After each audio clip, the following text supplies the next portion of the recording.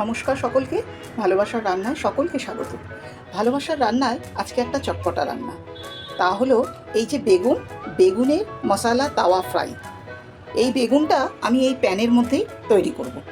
তো তার জন্য কি লাগছে, তার জন্য আমার লাগছে এখানে একটা মিডিয়াম সাইজের পেঁয়াজ, ছোট হলে দুটো নেবেন। এই 10-12 কোয়া রসুন আছে, সেটা ছাড়িয়ে নিয়েছি। এখানে 4-5টা শুকনো লঙ্কা আছে, শুকনো লঙ্কা ঝাল যেমন খান সেই বুঝে দেবেন।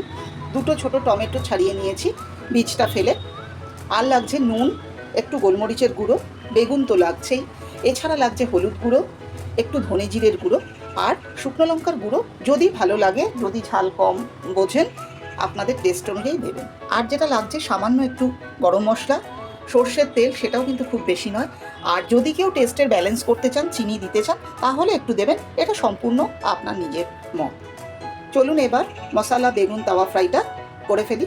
প্রথমে আমি এই পেঁয়াজ, রসুন, শুকনো লঙ্কা, টমেটো এইগুলো গ্যাস জ্বালিয়ে এটাকে সেঁকে নেওয়া, এটা বললেই ভালো হয়। কোনো তেল জল কিচ্ছু দেবো না, উল্টে এই পেঁয়াজ রসুন টমেটোর মধ্যেকার যে জলটা সেটা আমি শুকনো করে ফেলবো। এটাকে শুকনো করে তারপরে এই টমেটোর খোসাগুলো ছাড়িয়ে ফেলতে হবে, ফেলে আমি পেস্ট করে নেব। বেগুনের জন্য এই যে পেঁয়াজ রসুন শুকনো লঙ্কা টমেটো দিয়ে জল শুকনো করতে দিয়েছি, এই দেখো এটা জল শুকিয়ে গেছে। এবার ঠান্ডা করে এই টমেটোর এই খোসাগুলোকে ফেলে দেবো। এই খোসাগুলো ফেলে ঠান্ডা করে আমি এটাকে গ্রাইন্ড করে নিয়ে ফিরে আসছি। মশলাটা রেডি করে নিয়েছি, পেঁয়াজ রসুন শুকনো লঙ্কা টমেটো এইগুলোকে আমি মিক্সিতে বেটে নিয়েছি। এই 3টে টুকরো করেছি, মাঝেরটা আর একটা, এই সাইডে আর একটা, এটারও পেছনটা কেটেছি। প্রত্যেকটা বেগুন একটু খেয়াল করে দেখুন, আমি এইভাবে কাট করে নিয়েছি যাতে এর ভেতরে মশলাগুলো ঢোকে। দু পিঠেই করেছি। এখানে হলুদ দিলাম 1/2 চামচ, লঙ্কাও দেবো আমি 1/2 চামচ। এটা একটু টক ঝাল হলেই ভালো হবে। আর যদি কেউ মনে করেন যে আরেকটু টক টক খাবেন, তাহলে আরেকটু টমেটো বাড়িয়ে দিতে পারেন। আচ্ছা, এই ধনে জিরের গুঁড়ো এই 1 চামচ দেব। আর এখানে মোটামুটি আর একটু দিয়ে দিলাম। এখানে আর আমার সেরকম কিছুই দেওয়ার নেই। এবার আমি দেব নুন।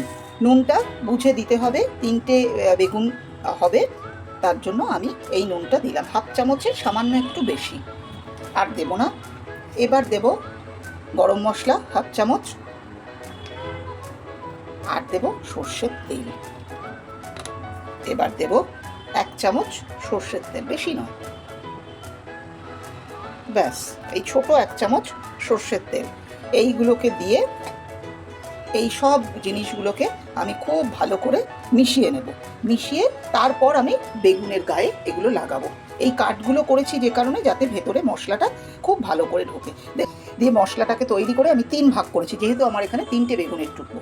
এবার এই 3 ভাগগুলোই, প্রত্যেকটা ভাগকে আমি 2 ভাগ করব, কারণ 2 পিঠে আমি লাগাবো। তাহলে দেখবেন মশলা কমও পড়বে না, বেশিও হবে না। এইভাবে আমি 2 ভাগ করে নিচ্ছি। ঠিকঠাক আমি সামান্য একটু বেশি নিয়ে 3টেই ভালো করে মিশিয়েছি। আর একটা বিষয়, এই যে বেসন, এই বেসন অল্প আমি ওপর থেকে একটু ছড়িয়ে দেবো, এটার বাইন্ডিংটা ঠিক থাকবে। অল্প, এটা কিন্তু বেশি দিয়ে মাখলে উঠে চলে আসার সম্ভাবনা থাকে। ব্যাস, এবার আমরা এটা ভাজতে শুরু করব। এটা গরম হয়ে গেছে, হ্যাঁ এই হালকা যে গরমটা এতেই হবে। এইবার প্রথমে আমি কিন্তু উল্টো পিঠটা মাখাইনি এখনো। প্রথমে যে দিকটা মশলা দিয়েছি সেই পিঠটাই কিন্তু এই পিঠটাই কিন্তু দিয়ে দেবো আগে। ব্যাস, চেপে দিলাম। এবার আমি এখানে ঢাকা দিয়ে দেবো, মাঝারি আঁচে এটা কিন্তু হবে। তারপরে একটু পরে আমি ঢাকাটা খুলে এই পিঠে মশলাটা মাখাবো।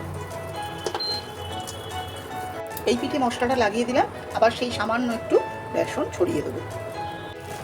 এই যে এটা উল্টে দিয়েছি, এই যে বেসনটা ছড়িয়েছিলাম তার জন্য দেখো কোনো মশলা খুলে যায়নি, একটু সাবধানে তুলবে।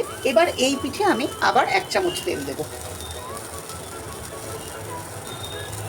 তেলটা তোমাদের পছন্দ মতো কম বেশি করো, কিন্তু খুব বেশি তেল এতে দেওয়া যায় না। খুব বেশি তেল দিলে মশলাটা ছেড়ে যাবে, তাই কম তেলেই করতে হবে এটা। এবার আবার ঢেকে দেবো। আমাদের মশলা বেগুনের তাওয়া ফ্রাই হয়ে গেছে। উল্টো দিকটা হয়ে গেছে, বুঝবো কী করে? এই সাইডে বেগুনের গায়ে একটু খুন্তি দিয়ে চাপ দিলেই বুঝতে পারবে এটা হয়ে গেছে। এবার আমি এটা তুলে তোমাদের দেখাচ্ছি। আর এখানে যেহেতু একবার ভাজা হয়েছে, চাটুতে প্যানে একটু তেল আছে, তাই এখানে এবারে আমি আরও কম তেল দিয়েছি।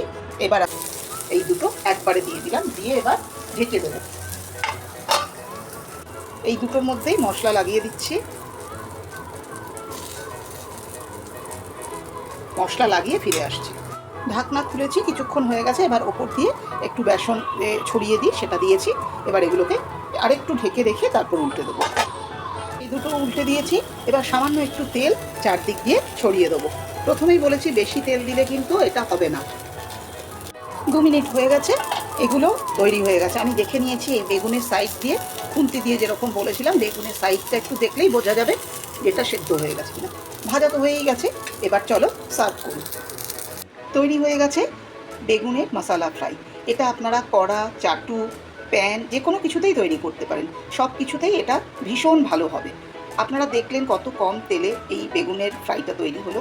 এটা যেমন কম তেলে হলো তেমনই খেতে অত্যন্ত সুস্বাদু। এটা আপনারা ভাত, রুটি, পরোটা সব কিছু দিয়ে খেতে পারবেন। আপনারা সকলে তৈরি করুন, তৈরি করে খেয়ে জানাবেন কেমন হয়েছে। ভালো লাগলে লাইক করবেন, কোনো সাজেশন থাকলে কমেন্টে জানাবেন, আর আমার চ্যানেলটাকে সাবস্ক্রাইব করবেন। সকলে খুব ভালো থাকুন। নমস্কার।